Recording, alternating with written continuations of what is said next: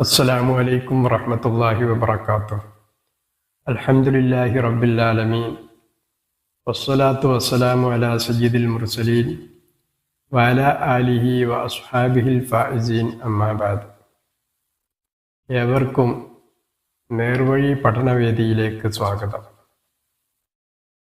പ്രിയമുള്ളവരെ, പ്രവാചക തിരുമേനി സല്ലല്ലാഹു അലൈഹി വസല്ലമ തങ്ങൾ നാം തമ്മിലുള്ള പ്രധാനപ്പെട്ട 6 കടമകളും കടപ്പാടുകളും വിശദീകരിച്ചു തന്നു. ഈ കാര്യങ്ങളെ സംബന്ധിച്ചായിരുന്നു ഒരു മാസത്തിലധികമായി നാം സംസാരിച്ചു കൊണ്ടിരുന്നത്. ഈ 6 കാര്യങ്ങളിലെ അവസാനത്തെ വിഷയമായ ഇദാ മാത ഫത്തബിഉഹു, ഒരാൾ മരണപ്പെട്ടു കഴിഞ്ഞാൽ അയാളുടെ ജനാസയെ അനുഗമിക്കണമെന്ന് നബി സല്ലല്ലാഹു അലൈഹി വസല്ലമ തങ്ങൾ പറഞ്ഞു.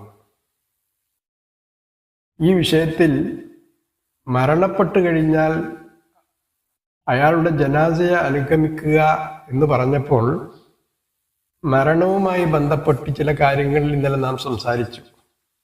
ആത്മാവ് ശരീരത്തിൽ നിന്ന് വേർപിരിയുക എന്ന പ്രതിഭാസമാണല്ലോ മരണം എന്ന് പറയുന്നത്. അതുമായി ബന്ധപ്പെട്ട് പ്രധാനപ്പെട്ട ചില പരാമർശങ്ങളാണ് നാം ഇന്നലെ നടത്തിയത്. ഇനി നമുക്ക് ഈ വിഷയവുമായി ബന്ധപ്പെട്ട് കുറച്ച് കാര്യങ്ങൾ കൂടി സംസാരിച്ച് അവസാനിപ്പിക്കാം. അല്ലാഹു സുബ്ഹാനഹു വ തആല ഓരോ സൃഷ്ടിക്കും, മനുഷ്യരാവട്ടെ അല്ലാത്ത ജീവികളാവട്ടെ, ആത്മാവ് നൽകപ്പെട്ട, ജീവൻ നൽകപ്പെട്ട എല്ലാ ജീവികൾക്കും മരണമെന്ന ആ ഒരവസ്ഥ ഉണ്ട്. അതിൽ നിന്ന് ആർക്കും രക്ഷപ്പെടാൻ സാധ്യമല്ല. മരിച്ചു കഴിഞ്ഞാൽ സത്യവിശ്വാസികളായ നമ്മെ സംബന്ധിച്ചിടത്തോളം സാമൂഹ്യ കടപ്പാടുകൾ ഒരുപാടുണ്ട്.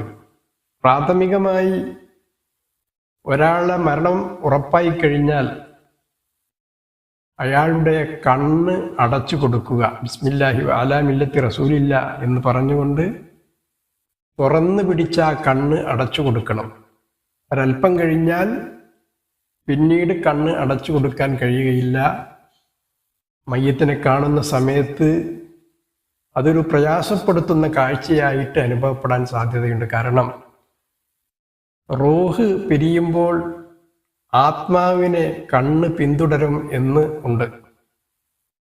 അപ്പോൾ ആ അത്യന്തം ഭയാനകരമായ ആ സമയത്ത് ഈ ലോകത്തോട് വിട പറയുന്ന മനുഷ്യൻ, തൻ്റെ ആത്മാവ് ശരീരത്തിൽ നിന്ന് വിട പറയുന്ന മനുഷ്യൻ വളരെ നിസ്സഹായാവസ്ഥയിൽ ആ ഭാഗത്തേക്ക് ഇങ്ങനെ കണ്ണ് തുറന്ന് നോക്കുകയും മരിച്ചു കഴിഞ്ഞാൽ അത് അങ്ങനെ തന്നെ നിലനിൽക്കും. അപ്പൊ അതില്ലാതിരിക്കാൻ വേണ്ടിയിട്ടാണ് കണ്ണ് അടച്ചു കൊടുത്ത് താടി പിടിച്ചു കെട്ടണം, അല്ലെങ്കിൽ വായ് തുറന്ന് അങ്ങനെ പിന്നീട് അത് അടക്കാൻ പറ്റാത്തൊരവസ്ഥ നമുക്ക് വരും. ശരീരത്തിലെ കൈകാലുകളുടെ കെണുപ്പുകളൊക്കെ ഒന്ന് മടക്കി നിവർത്തി മയപ്പെടുത്തി വെക്കണം. അല്ലാത്ത പക്ഷം എങ്ങനെയാണോ മരിക്കുന്ന സമയത്ത് ഉണ്ടായിരുന്നത് വെച്ചാൽ അതുപോലെ ചുരുണ്ട് മടങ്ങിക്കൊണ്ടിരിക്കും. അത് മയ്യത്ത് സംസ്കരണത്തിന് വലിയ ബുദ്ധിമുട്ടുണ്ടാക്കുന്നതാണ്. അപ്പൊ ഇങ്ങനെയുള്ള പ്രാഥമികമായ കാര്യങ്ങളൊക്കെ നാം ചെയ്ത് ഒരു തുണി കൊണ്ട് മയ്യത്തിനെ മൂടി വയറ് ഭാഗത്ത് ചെറിയൊരു കനമുള്ള സാധനം വെച്ച് കൊടുക്കേണ്ടതാണ്. വയറ് വീർത്ത് വരാതിരിക്കാൻ, പൊന്തി വരാതിരിക്കാൻ വേണ്ടി ഇങ്ങനെയുള്ള കാര്യങ്ങളൊക്കെ നാം ചെയ്യണം. ഖിബലയുടെ ഭാഗത്തേക്ക് തിരിച്ചു കിടത്തണം. കാല് പടിഞ്ഞാറ് ഭാഗത്തേക്കും തല കിഴക്ക് ഭാഗത്തേക്കുമായി കിടക്കുമ്പോഴാണല്ലോ പടിഞ്ഞാറ് ഭാഗത്തേക്ക് നാം മലർന്നു കിടക്കുക എന്ന് പറയില്ല. അപ്പൊ പടിഞ്ഞാറ് ഭാഗത്തേക്ക് എന്ന് പറഞ്ഞാൽ ഖിബലയുടെ ഭാഗത്തേക്ക് നമ്മുടെ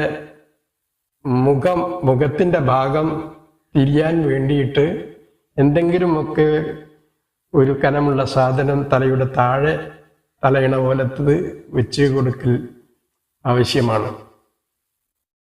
അതിന് പറ്റുന്നില്ലെങ്കിലാണ് മറ്റുള്ള രൂപങ്ങളൊക്കെ നാം വടക്കോട്ടും തലയും തെക്കോട്ട് കാലും ആക്കി മുഖം തിരിച്ചു കിടത്താറുണ്ട്.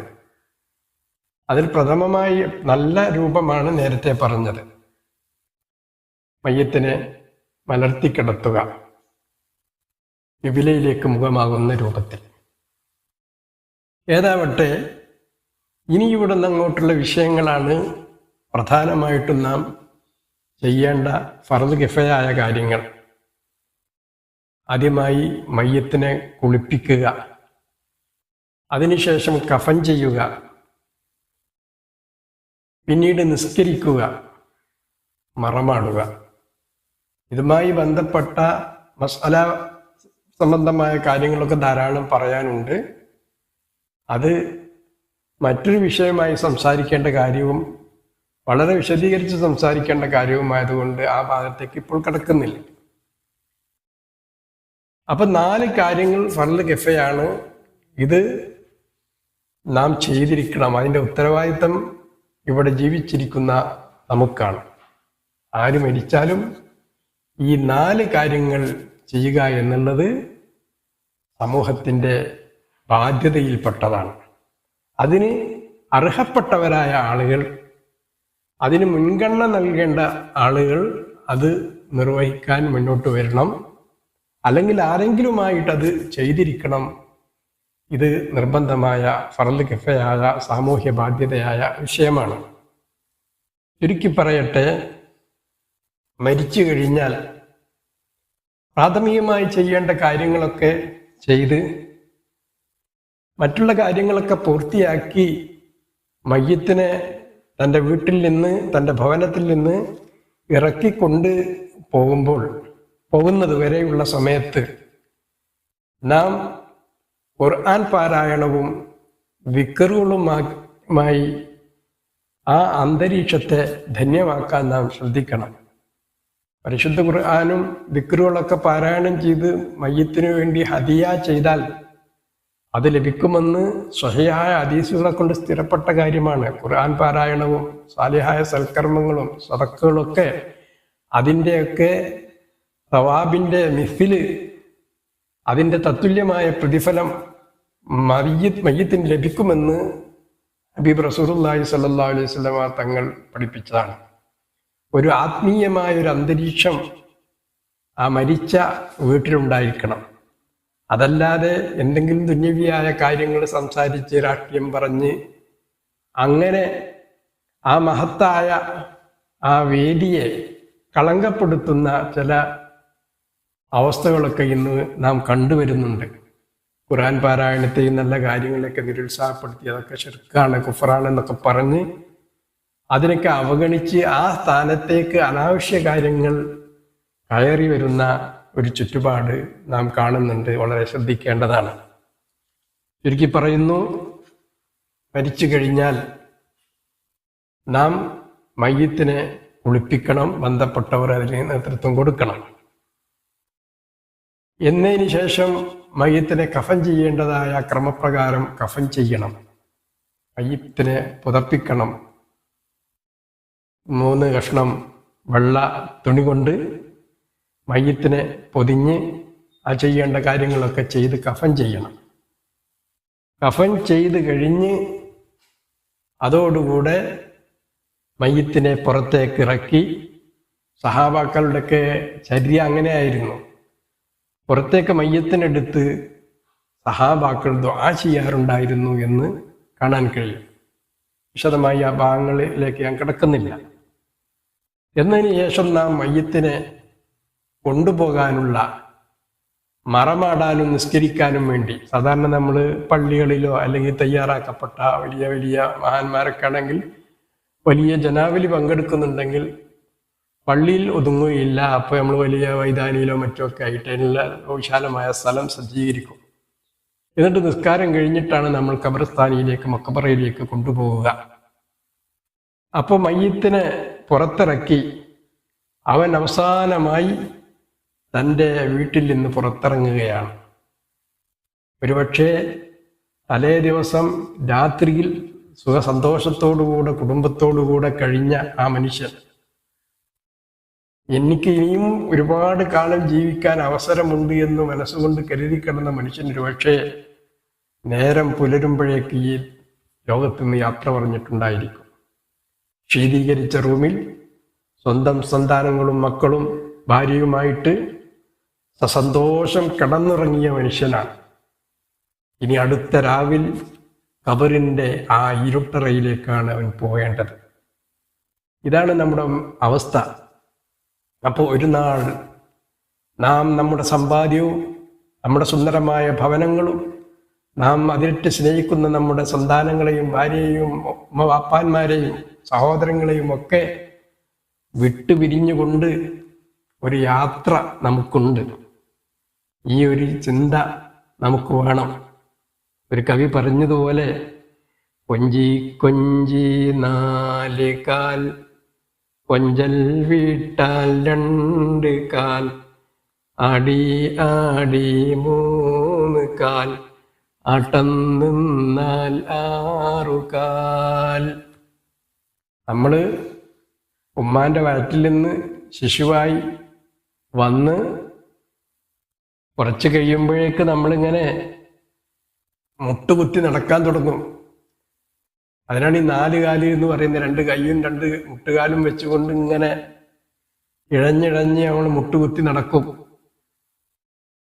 അങ്ങനെ എണീറ്റ് നിന്ന് നടക്കേണ്ട സമയം വരുമ്പോൾ കൊഞ്ചൽ വിട്ടാൽ 2 കാൽ, 2 കാലിൽ നാം നടക്കും.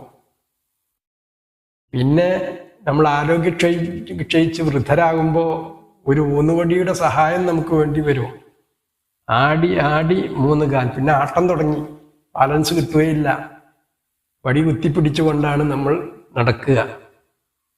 ആട്ടം നിന്ന് കഴിഞ്ഞാൽ, നാം അവസാനിച്ചു കഴിഞ്ഞാൽ നമ്മുടെ മുന്നിൽ 6 കാലുള്ള കട്ടിൽ വന്നിരിക്കും. 6 കാലുള്ള കട്ടിൽ കൊണ്ടുവന്ന് വെച്ച് യാത്ര പുറപ്പെടാനുള്ള ഒരുക്കങ്ങൾ നാം സജ്ജീകരിക്കും. പ്രിയമുള്ളവരെ, നാം പ്രത്യേകം മനസ്സിലാക്കണം, നാം എങ്ങനെയൊക്കെ യാത്ര ചെയ്തവരാണ്. അത്യാഡംബര വാഹനങ്ങളിൽ Mercedes Benz, BMW, Rolls Royce പോലെയുള്ള വലിയ വലിയ ആഡംബര വണ്ടികളിൽ സഞ്ചരിച്ച നാം എത്ര വലിയ ധനികനാണെങ്കിലും എത്ര വലിയ ആഡംബര വാഹനത്തിൽ യാത്ര ചെയ്തവനാണെങ്കിലും അവർക്കൊക്കെ യാത്ര ചെയ്യാനുള്ളത് അവസാനം ഈ 6 കാലുള്ള വളരെ വില കുറഞ്ഞ ആ കട്ടിലാണ്. മയ്യത്ത് കട്ടിൽ എന്നാണ് പറയുക.